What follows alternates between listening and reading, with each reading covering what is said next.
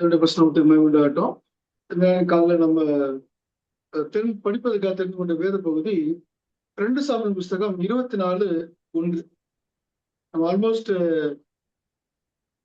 சாமுவேல முடிக்க போறோம். 2 சாமுவேல் புஸ்தகம் 24 அதிகாரம், கடைசி அதிகாரம். அதுல முதல் வசனத்தை இன்னைக்கு நம்ம பார்ப்போம். வாசிக்கிறீங்களா? கர்த்தருடைய கோபம் திரும்ப இஸ்ரவேலின் மேல் மூண்டது. இஸ்ரவேல் யூதா என்பவர்களை லக்கம் பார் என்று அவர்களுக்கு விரோதமாய் சொல்லுகிறதற்கு தாவீது ஏவப்பட்டான். இன்னைக்கு என்ன பாக்குறோம் அப்படின்னு சொன்னா, இஸ்ரவேல் மேல கோபம் வந்துச்சு. இஸ்ரவேல் யூதாவை இலக்கம் பார்ப்பதற்கு விரோதமாக அவர்களுக்கு விரோதமா சொல்லுகிறதுக்கு தாவீது ஏவப்பட்டான் அப்படின்னு சொல்லி அங்க இருக்குது. இந்த ஸ்டோரி என்ன அப்படின்னு சொன்னா, திடீர்னு தாவீது பாக்குறாரு. பார்த்துட்டு போய் ஊர்ல எல்லாரையும் போய் கணக்கெடு, எத்தனை பேர் யுத்தம் பண்றதுக்கு தயாரா இருக்கிறாங்க. அதாவது இத்தனை வயசுக்கு மேல எத்தனை பேர் இருக்காங்க, வால் பிடிக்க தெரிஞ்ச எத்தனை பேர், ஈட்டி எடுக்குது, இப்ப எத்தனை பேர் இருக்காங்க, யுத்தம் பண்றதுக்கு நம்மளுடைய எத்தனை பேர் இருக்காங்க அப்படின்னு சொல்லி போய் செக் பண்ணு, இஸ்ரவேல் யூதா எல்லாத்தையும் செக் பண்ணு அப்படின்னு சொல்லி கேட்கிறாரு. அங்க யோவாபு வேண்டாம் அப்படின்னு சொல்லி பேசி பாக்குறாரு. ஆனா கடைசியா ராஜாவுடைய வார்த்தை தான் அங்க மேலோங்கி நிற்கும். அங்க மேலோங்கி நிற்கும் போது அவங்க யுத்தத்துக்கு கணக்கு பார்க்கறதுக்கு போறாங்க. அப்படி போகும்போது அவர் திரும்பி வர்றதுக்குள்ள ராஜாவுக்கு தெரிஞ்சது தப்பு பண்ணிட்டோம் அப்படின்னு சொல்லி அங்க தேவனுடைய பார்த்து அங்க ஒரு பெரிய வாதம் ஏற்படுது. ஒரு ஜெபம் பண்றாரு, வாதம் நின்று போகுது. அங்க ஒரு பலி செலுத்துறாரு. வாதம் நின்று போனதுக்கு அப்புறம் அந்த இடத்துல பலி செலுத்துறாரு. அந்த பின்னாடி இருக்க பிக்சர் என்ன அப்படின்னு சொன்னா, பூரண பட்டயத்தோட ஒரு தூதன் அந்த அர்னான் அப்படிங்கிற பட்டணத்துல அந்த இடத்துல நின்றுறாரு பள்ளத்தாக்குல. அதுக்கப்புறம் தேவன் மனஸ்தாப்பட்டு நிப்பாட்டுறதுனால அங்க நிக்கிறாரு. அந்த இடத்துல ஒரு பலிய ஒரு செலுத்துறாரு தாவீது. இதுதான் அந்த கதையுடைய சுருக்கம். இப்போ இந்த வசனத்துல முதல்ல பாத்தீங்கன்னா, கர்த்தருடைய கோபம் திரும்ப இஸ்ரவேல் மேல் மூண்டது. ஒவ்வொரு வசனத்தையும் நம்ம தெளிவா படிக்கிறோம். இப்போ நான் இது வரைக்கும் படிச்சதுனா எப்படி அப்படின்னு சொன்னா, தாவீது தப்பு பண்ணிட்டாரு, தாவீது மன்னிப்பு கேட்டாரு, தாவீது மன்னிப்பு கேட்ட உடனே எல்லாம் சரியாயிடுச்சு. இங்க வசனம் எப்படி காண்பிக்குது அப்படின்னு சொன்னா, கர்த்தருடைய கோபம் இஸ்ரவேல் மேல மூண்டுச்சு. அதனால தாவீது ஏவப்பட்டான். அங்க சம்பவம் நடந்துச்சு. ஏன் இஸ்ரவேல் மேல கோபம் மூண்டுச்சு?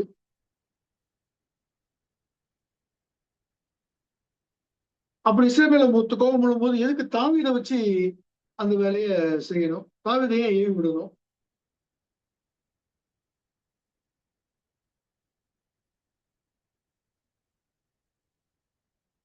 அப்போ ஏதோ ஒரு காரணம் இருக்கிற மாதிரி அங்க தெரியுது. ஒருவேளை தேவன் அதை ஏவி விட்டாரா? அவங்க அப்பதான் வசனம் கர்த்தருடைய கோபம் இஸ்ரவேல் மேல முடிச்சு, அதனால அவர்களுக்கு விரோதமா செய்யறதுக்கு தாவீது ஏவப்பட்டான் சொல்லி வசனம் முடியுது. இன்னைக்கு திரும்ப பார்க்க போறோம். இதை வாசிக்கிறதுக்கு மேல எனக்கு அப்படிதான் தோணுச்சு. தாவீது தான் தப்பு பண்ணாரு அப்படின்னு சொல்லி. ஆனா வசனம் எப்படி ஆரம்பிக்குதுன்னா, இஸ்ரவேல் மேல் கோபம் உண்டது. அந்த கோபத்துக்கு தாவீதை வச்சு அங்க முடிக்கிற மாதிரி தோணுது. அப்படியா வசனம் நம்மளோட பேசுது அப்படின்னு சொல்லி நம்ம நிச்சயப்படுறோம்னா இன்னைக்கு பார்க்க போறோம். ஒரு பாவமும் செய்யாத, அதாவது அந்த இஸ்ரவேல் மேல ஒரு கோபத்துக்கும் தாவீதுக்கும் சம்பந்தம் இல்லாத ஒரு தாவீதை வச்சு அந்த வேலையை தேவன் செய்வாரா? இப்ப கேள்வி அதானே. இப்போ இன்னொருத்தர் மேல தேவன் கோபம் வருது அப்படின்னு சொன்னா, என்ன அந்த பாவத்தை செய்ய வச்சு அந்த இடத்துல தேவன் நடத்துவாரா? அப்படி தேவன் செய்யறது இல்ல. இங்க வசனம் 25 வசனத்தை பாருங்க. அதே அதிகாரத்துல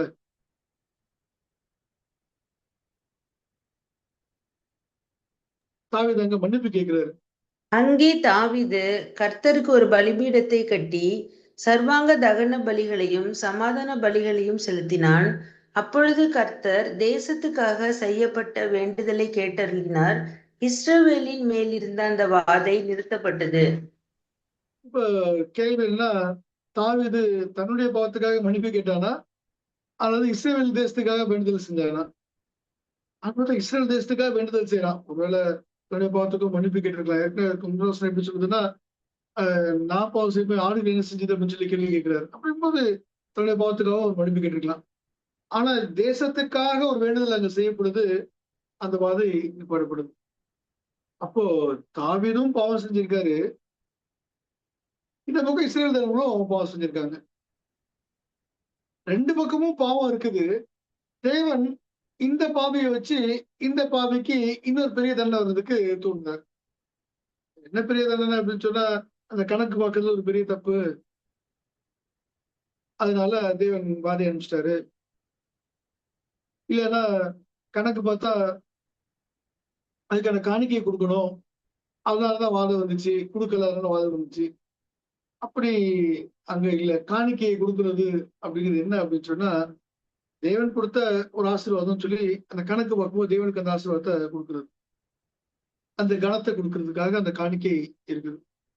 காணிக்கை குடுக்காதனாலதான் அடிச்சாரு அப்படின்னு சொன்னா, அந்த எண்ணி பார்த்து முடிக்கிறதுக்கு முன்னாடியே இந்த சாபம் அங்க வந்துருச்சு. அப்ப முடிச்சு அந்த கணக்கு ஒப்படைச்சு எல்லாம் பண்ணதுக்கு அப்புறம் வரணும்னா, ஆரம்பிக்கும் போதே வருது. அப்படின்னா, இது அதுக்கு முன்பாக வேற ஏதோ ஒரு காரணம் அங்க இருக்குது அப்படின்னு சொல்லி பார்க்கணும். இப்போ ஏன் கடவுளுடைய கோபம் இஸ்ரவேல் மேல வந்துச்சு? கடவுளுடைய கோபம் ஏன் இஸ்ரவேல் மேல வந்துச்சு? சாதாரணமா தேவன் கோபப்படுறாரு அப்படின்னு சொல்லி பார்த்தா, இல்ல நெறைய நேரம் தேவன் அமைதியா, பொறுமையா போயிட்டு இருக்க தேவன் எப்பாவது ஒரு தான் இஸ்ரவேல் மேல கோபப்படுறாரு. அது ஏன் இந்த கோபம் வந்துச்சு அப்படின்னு சொல்லி பார்த்தீங்கன்னா, அ இந்த வசனம் தெளிவாக அது என்ன செய்யலைன்னா குடுக்கல. ஏன் கோபம் வந்துச்சு அப்படின்னு சொல்லி. ஆனா அம்மையாருடைய எழுத்துக்கள்ல இத படிக்கும்போது சொல்லி பார்க்கும்போது, இந்த ஜனங்களுக்கு தம்முடைய மனதுல பெருமையும், ஒரு தன்னம்பிக்கையும் அதிகமாயிருச்சாம். யாருக்கு? இஸ்ரவேல் ஜனங்களுக்கு.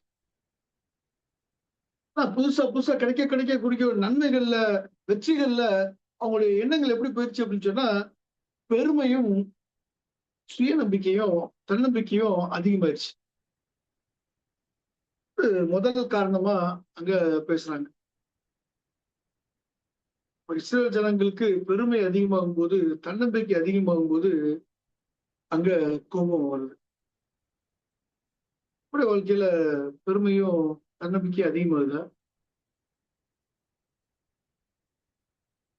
நம்மள போல இந்த துறையில வேலை செய்யறதுக்கு ஆள் இல்ல அப்படின்னு சொல்லி நினைக்கிறோமா? என்னை விட பெஸ்ட்டா அது யாரும் செய்ய முடியாது அப்படின்னு நினைக்கிறோமா? ஒருவேளை கடவுளுடைய வேலையை வச்சுக்கோங்க. கடவுளுடைய வேலையை பெஸ்ட்டா செஞ்சு குடுக்கறதுக்கு நம்ம முடியணும். அப்படி செஞ்சு குடுக்கும்போது, என்னை விட பெஸ்ட்டா செய்யறதுக்கு ஆள் இல்ல அப்படின்னு சொல்லி நினைக்கிறோமா? தன்னம்பிக்கை அதிகமா இருக்குதா நம்மள்ட்ட? இல்ல இருக்கக்கூடாதா? நம்மள தன்னம்பிக்கை இருக்கக்கூடாது அப்படின்னு சொல்லி அர்த்தமா? அடுத்த காரணத்த பார்த்தீங்கன்னா, அடுத்தடுத்து வர காரணங்கள பார்த்தீங்கன்னு சொன்னா, தன்னம்பிக்கை ஏன் பிரச்சனை அப்படின்னு சொல்லி அங்க தெரியும். இவங்க உலகத்துல பெரிய ஆட்கள் ஆகணுங்கிற எண்ணம் அவங்களுக்கு வந்துச்சாம். உலகத்துல பெருசா இருக்கணும். சுத்தி இருக்க தேசம் எப்படி இருக்குதோ, அது போல நம்மளும் பெருசாகணும். இந்த எண்ணம் அதிகமாக அதிகமாக அவங்களுக்கு அ எதற்காக நம்ம இந்த தேசத்துல இருக்கிறோம்? ஏன் தேவன் நம்மள கொண்டு வச்சிருக்காரு? ஏன் இந்த தேசம் அழைக்கப்பட்டோங்கிற எண்ணம் அவங்களுக்கு மறந்து போச்சாம். அந்த டிக்ரீசிங் சென்ஸ் அந்த சென்ஸ் அப்படியே குறைஞ்சுக்கிட்டே போகுது அப்படிங்கிறாங்க. இப்போ தன்னம்பிக்கையும், பெருமையும் இருக்குதா அப்படின்னு சொன்னா, அத விட காரணம் என்ன? பக்கத்து தேசத்த போல இருக்கணுங்கிற எண்ணம் அதிகமாயிட்டே போகுது. அந்த உலக ஆசை அதிகமாயிட்டே போகுது. இங்க ஏன் படைக்கப்பட்டோங்கிற எண்ணம் குறையுது. தன்னம்பிக்கை அதிகமாறது தப்பு இல்ல. அது பெருமையோட சேர்ந்து நாம் படைக்கப்பட்ட நம்முடைய நோக்கத்த மறக்கிறது தான் அங்க பெரிய தப்பு. அந்த ஜனங்கள் யெகோவாவுடைய பிள்ளைகளா இருக்கிறாங்க. இந்த யெகோவாவுடைய பிள்ளைங்களுக்கு எவ்வளவு மதிப்பு, மரியாதை அப்படிங்கிறது தெரியல. அத விட்டுட்டு அவங்க பெருமையையும், சுயநம்பிக்கையிலயும் அவங்க இஸ்ரவேல் ஜனங்கள் போக ஆரம்பிச்சாங்க.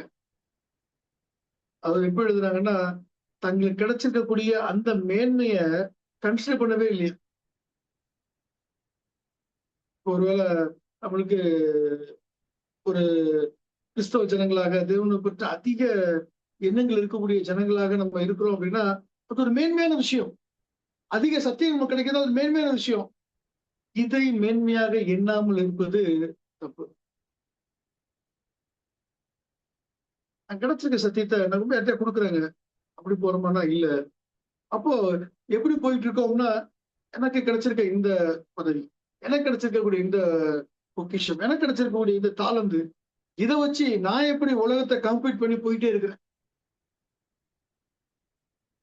இதுல நம்முடைய எண்ணங்கள் போகும்போது, நாமும் இஸ்ரவேல் ஜனங்கள போல ஆயிட்டு இருக்கோம்.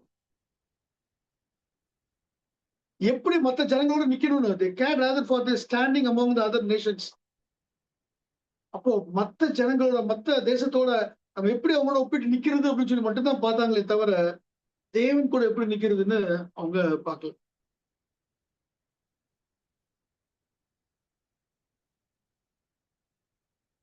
இந்த ஜனங்கள் தேவனை மறக்க ஆரம்பிச்சாங்க.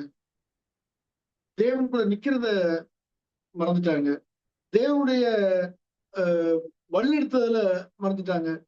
தேவன் நமக்கு போதும் அப்படின்னு தேவன் கொடுத்திருக்க அந்த தேவனுடைய ஜனங்கள் அப்படிங்கிற ஒரு பெருமையான விஷயத்த அவங்க மறக்க ஆரம்பிச்சாங்க.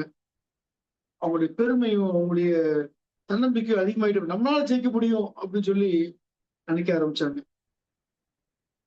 அதுதான் அவங்களுடைய பாவத்துல பெரிய பாவமாக இருந்துச்சு. கோபம் அவர்கள் மேல உண்டது. அந்த கோபம் தாவீதுக்கு தூண்டுதல் செய்து அப்படின்னு சொல்லி பார்த்தா அப்படி இல்லைங்க. நிறைய வாசகங்கள் இருக்கு, நம்ம வாசிக்க போறோம். அதுல பாத்தீங்கன்னா ஏன் கோபம் வந்துச்சு அப்படின்னு சொல்லி தெரிய போகுது. சரி, இப்போ இன்னொரு கேள்விக்கு வருவோம். இவங்க தப்பு பண்ணாங்க, பெருமை அடைஞ்சாங்க, தேவனை மறந்தாங்க, எதுக்காக தங்களை தேவன் அழைச்சாருங்கிறத மறந்துட்டாங்க. அப்போ தேவன் இவங்க டைரக்டா தண்டிக்கிறதுக்கு பதிலா ஏன் சும்மா இருந்த தாவீத தூண்டி விடணும்? தாவீத தூண்டி விட்டு இதை செய்ய தேவன் சொல்றாரா? அப்படின்னா அப்படி இல்ல. 1 புஸ்தகம் 21:1 பாருங்களேன். இதே சம்பவத்தை அங்க எழுதுறாங்க. 1 21:1.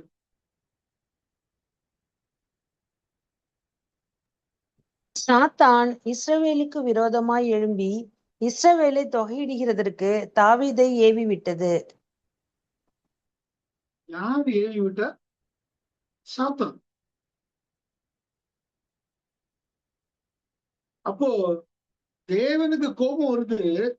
தேவன் ஏவி விடல தாவீத. யாரு தாவீத டிஸ்டர்ப் பண்றா அப்படின்னா சாத்தான் டிஸ்டர்ப் பண்றான். எதுக்காக தாவீத டிஸ்டர்ப் பண்றான் அப்படின்னா இஸ்ரவேல் ஜனங்கள் அழியறதுக்காக டிஸ்டர்ப் பண்றான்.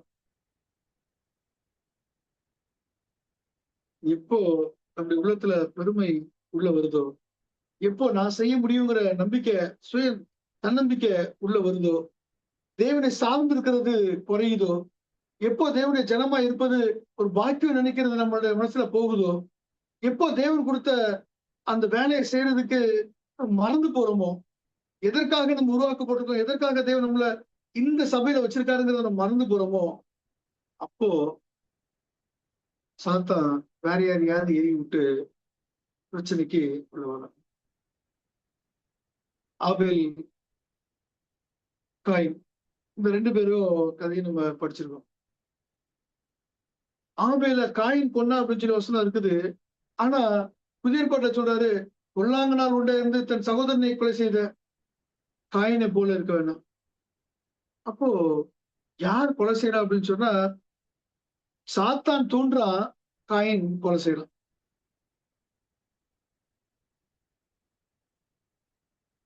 அப்போ தேவன் என்ன செஞ்சிட்டு இருந்தாரு? தேவன் ஏன் இதை தடுக்கல?